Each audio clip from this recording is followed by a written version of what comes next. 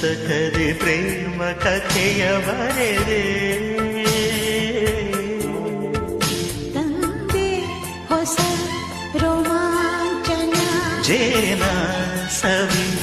ಈ ಚುಂಬನ ತಂದೆ ಹೊಸ ರೋಮಾಂಚನ ಜೇನ ಸವಿ ಈ ಚುಂಬನ